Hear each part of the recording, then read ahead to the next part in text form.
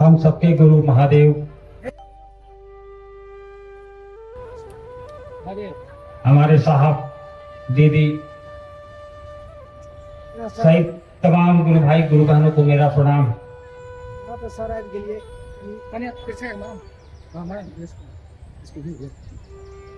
कोसी क्षेत्र के इस सुपौल जिले में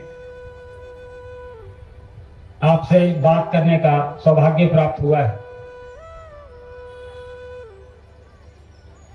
वैसे भी यह क्षेत्र खुद में आध्यात्मिक ऊर्जा का, सांस्कृतिक धरोहरों का एक संगम है।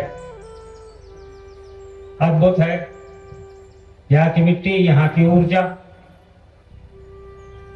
यहाँ के लोगों का अध्यात्म के प्रति प्रेम, अपने आराध्य के प्रति स्नेह और समर्पण। मैं ऐसा इसी विश्वास के साथ कह सकता हूं कि बचपन से मैंने देखा है, इस क्षेत्र में समय बिताया है, बचपन की शिक्षा यहाँ ग्रहण की है, तो मैं कह सकता हूं कि यहाँ की मिट्टी की ऊर्जा मेरे अंदर भी है। बचपन का समय सीखने का समय होता है सांसारिक जीवन में, और वो वक्त मैंने अपने पिता यानी साहब श्री हरिंद्रानंद जी और दीदी नीलामानंद के सानिध्य में इस क्षेत्र में बिताया है।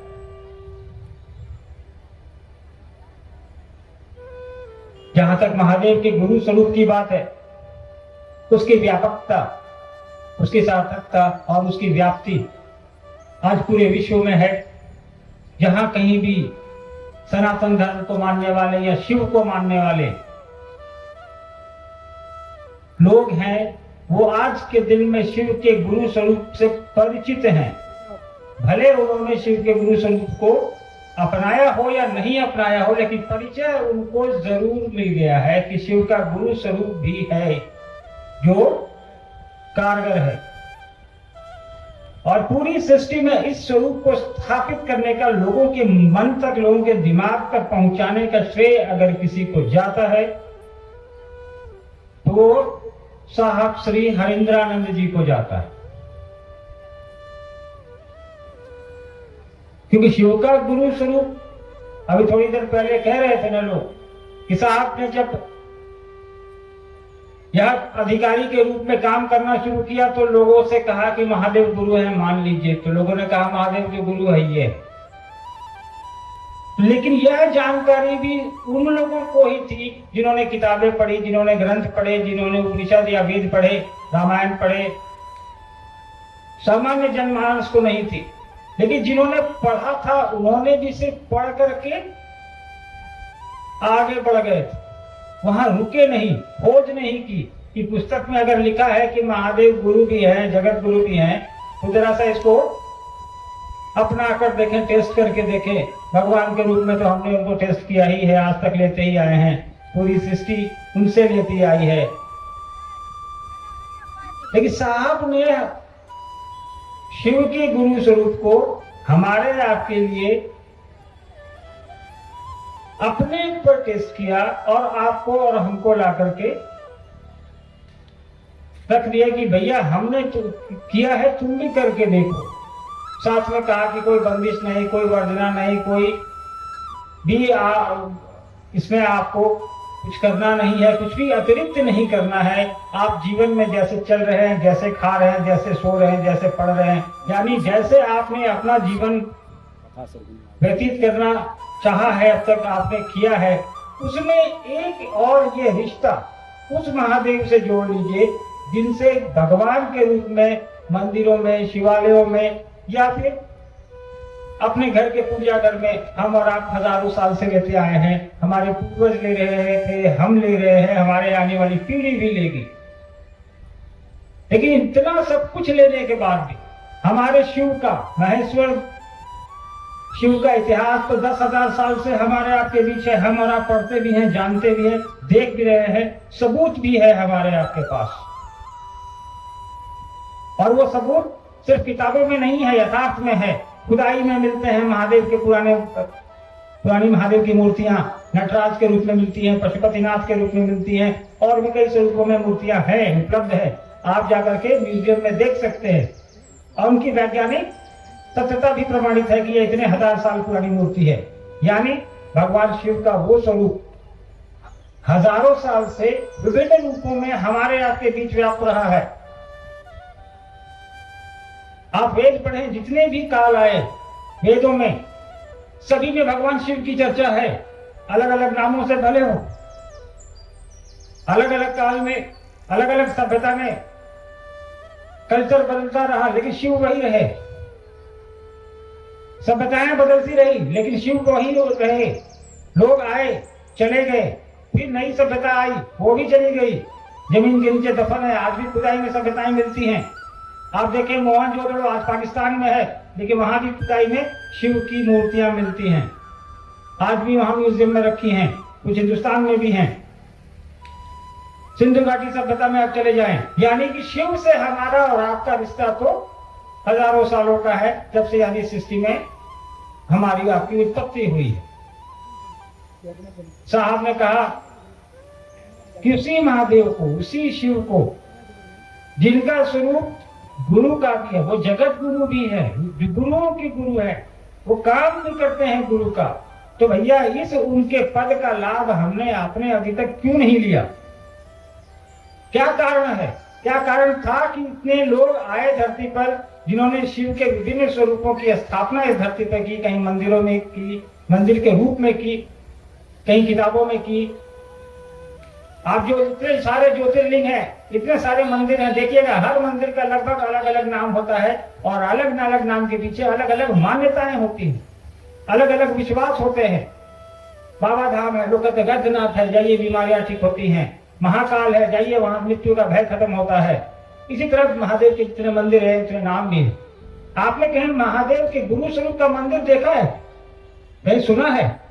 कभी गए हैं कि जगत गुरु शिव का ये मंदिर है? नहीं। काम तो ये उनका ये भी है, उनके शिष्य हुए भी है, किताबों में चर्चा भी है, लेकिन हमने आपने पढ़ा सिर्फ, और पढ़ के उसको वहीं छोड़ दिया। साहब ने अपने बाल्यकाल से लेके वर्षों तक जो स्मशान की साधना की, कब्रिस्तान की पूजा पाठ किया, लोगों के सानिध्य में रहे, उनसे कुछ सीखा, कुछ चमत्कार, जो भी उनको इच्छा थी वो सीखना चाहते थे उन्होंने किया। लेकिन उसके बाद कालांतर में जो साहब के साथ घटनाएं घटित हुई, या जो उनको आकाशवाणी हुई, या उनको आभास हुआ, या जो उनको आदेश हुआ, उस आदेश के उपरांत शिव का गुरु स्वरूप कैसे जन जन में स्थापित हो, उसके लिए जो 3 सूत्र साहब ने दिए, वो भी साहब को आदेश के अनुरूप साहब ने हमको आपको वो दिए। ये 3 काम करो, शिव के जगत गुरु स्वरूप को अपने अंदर स्थापित करो। उसके लिए कुछ भी नहीं करना है, किस जाति के हो, किस धर्म के हो, क्या खाते हो, क्या नहीं खाते हो, क्या पहनते हो, किस रंग के हो, अमीर हो, गरीब हो। साहब ने कहा कि हर वो आदमी जो धरती पर आया है वो यह पात्रता रखता है कि महेश्वर शिव को, उसी जगत गुरु को अपना गुरु बना सके। और देखिए साहब ने शुरुआत इसी कोसी क्षेत्र से, कमरे से बाहर की थी, और जहां पहली बार शिव की बात हुई कमरे से बाहर, वो भी इसी जिले में है। उस आयोजन में भी मैं उपस्थित था। तो जनमानस के बीच शिव के गुरु स्वरूप को स्थापित करने की अगर पहली सीढ़ी किसी ने चढ़ी तो वो इसी जिले की मिट्टी से चढ़ी है। तो साहब ने जो शुरुआत की, जो एक जागरण किया, वो यहां से शुरुआत है, पूरे विश्व में जा रहा है। तो यहाँ के लोग, कोसी क्षेत्र के लोग इस बात के लिए अपने आप को प्रसन्नचित्त कर सकते हैं कि शिव विशेषता की पहली सीढ़ी में साहब के साथ चलने का सौभाग्य आपको प्राप्त है, और यह अनवरत जारी रहेगा। आज यहाँ हजारों की संख्या में आप उपस्थित है। मौसम भी थोड़ा सा गर्म है, फिर भी अब देख पा रहा हूं कि लोग धूप में खड़े हैं पंडाल से बाहर। यह बता रहा है कि शिव के गुरु स्वरूप की व्याप्ति हमारे आपके दिलों में है, और व्याप्ति ऐसे ही नहीं है, इसमें कुछ कारण है, इसमें कुछ परिणाम आपको हमको मिल रहे हैं, तभी आप यहाँ पहुंचे हैं, तभी आप इतनी दूर से आए हैं यहाँ। कोई अपना ऑफिस छोड़ के आया होगा, कोई किसान अपना खेत छोड़ के आया होगा, कोई नौकरी से छुट्टी लेके आया होगा, तो शिव परिणाम तो दे रहे हैं। और कोई यहाँ पे, तो आपने कहा कि शिव की संस्था में आडंबर अंधविश्वास की कोई जगह ही नहीं है, इसलिए अंधविश्वास के तहत भी आप यहाँ नहीं आए हैं, आडंबर के तहत भी आप यहाँ नहीं आए हैं। आप अपनी आस्था, अपना आपके गुरु के प्रति जो जुड़ाव है, उसके प्रयोजन के निमित्त आप यहाँ पहुंचे हैं। यानी शिव का गुरु स्वरूप भी कारगर है, काम करता है। तो ज्ञान की आवश्यकता आपके मेरे जीवन में, जीवन को जीने के लिए आवश्यक है। जीवन जीता तो जानवर भी है, खाता वो भी है, पीता वो भी है, बोलता वो भी है, भले समझ उसको नहीं है आपके मेरे जितनी। तो साहब ने कहा कि हमको आपको अपनी समझ का इस्तेमाल करना है। कैसे करना है? उसके लिए 3 काम कर लेने हैं। 3 काम जो साहब ने बताए हैं, इसमें आपको कुछ भी किसी से लेना नहीं है, किसी को देना नहीं है। ना दीक्षा देने की परंपरा है, ना लेने की परंपरा है। साहब ने कहा नमः शिवाय से प्रणाम कर लो, क्या लगना है इसमें? पहले भी करते थे, लेकिन हमारी पद्धति दूसरी थी, भगवान के रूप में हम लोग करते थे। साहब ने कहा शिव का पंचाक्षर मंत्र है, उनसे आशीर्वाद मांगो, ये नमः शिवाय से उनको प्रणाम कर लो। साहब ने कहा कि उनसे दया की याचना करनी, आप मेरे गुरु हैं, हम आपके चेला हैं, हम पर दया करिए। एक काम और करने को कहा कि दूसरे को भी बताओ कि शिव मेरे गुरु है, आपके भी हो सकते हैं, करके देखिए ना भैया क्या जाता है। कोई पैसा तो मांग नहीं रहे आपसे। इन 3 काम में 2 काम तो हम और आप अपने लिए कर रहे हैं, खुद के लिए, दया की याचना और प्रणाम। एक काम जो दूसरे को बता रहे हैं कि शिव मेरे गुरु है, आपके भी हो सकते हैं, यह काम हम और आप अपने गुरु के लिए कर रहे हैं। भाई गुरु शिष्य परंपरा में दीक्षा देने के बाद दक्षिणा देने की परंपरा है कि नहीं है? आप गुरु जी से कहीं भी जाइए, स्कूल में जाइए, कोचिंग में जाइए, या सांसारिकता में पंडित जी आते हैं हमारे घर पे, तो हम लोग उनको दक्षिणा देते हैं कि नहीं देते? तो ये हमारे यहाँ की परंपरा है और अच्छी है, देनी भी चाहिए। लेकिन महादेव को हम और आप क्या देते? आज तक तो हम और आप उनसे लेते ही आए हैं। अब तो धीरे धीरे लोग मंदिर जाना भी भूल रहे हैं। महादेव को बहुत खुश होते हैं, हम लोग अपने घर में इलायची दाना बतासा लड्डू चढ़ा दिए, और चढ़ाने के बाद खाता कौन है? कौन खाता है? महादेव को शरीर है दिखाएंगे, खाते तो हम और आप हैं। तो साहब ने कहा जो आप करते हैं करते रहिए भैया, मिठाई चढ़ाना घर में खिलाइए, कोई दिक्कत नहीं है, लेकिन अपने गुरु की व्याप्ति, उनके उस स्वरूप की व्याप्ति जन जन में हो जाए, इसके लिए निमित्त आप प्रयास करेंगे। ये सूत्र इस 3 सूत्र में शामिल है, और ये हमारी आपकी गुरु दक्षिणा है अपने उस गुरु के प्रति। तो हमारी जो पद्धति 3000 साल से सुनते आ रहे हैं कि शिव जगत गुरु है, महेश्वर गुरु हैं, विश्व गुरु हैं, लेकिन हमको आपको किसी ने बताया नहीं। हमको आपको किसने बताया कि महादेव गुरु का काम करते हैं? किसने बताया? नाम बताइए जरा, किसने बताया आपको? साहब ने बताया, ये हम और आप जान रहे हैं। साहब और दीदी ने हमको आपको यहां तक पहुंचा दिया कि हम और आप शिव के गुरु स्वरूप से जुड़कर अपना लौकिक पारलौकिक दोनों ही सुधार रहे हैं।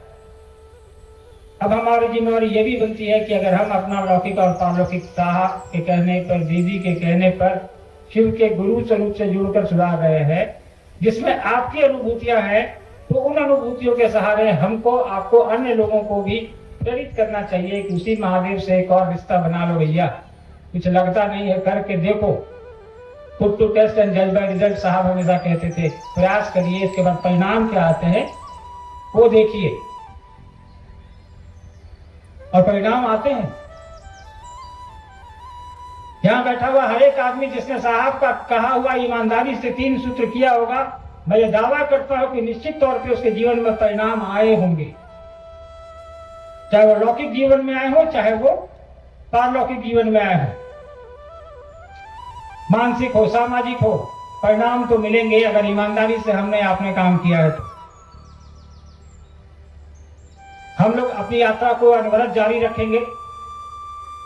साहब दीदी के आदेश और महादेव की दया के अनुरूप उनके अपने आश्रय में उनको रखने का प्रयास करें। आज हम लोग यहाँ बैठे हैं, आपको पता ही होगा, हम लोगों ने थोड़ी देर पहले बहुत ही पुराने हमारे आपके शिव के शिष्य प्रोफेसर रामेश्वर मंडल साहब को खो दिया है। वो शिवलीन हो गए हैं कल सामने में, लेकिन हमने बचपन से उनको देखा साहब के साथ, दीदी के साथ चलते हुए, और इस उम्र में भी आने से अभी यहाँ सुपौल के लिए जब हम लोग चल रहे थे उसके 2 दिन पहले उनसे मुलाकात हुई थी हमारी।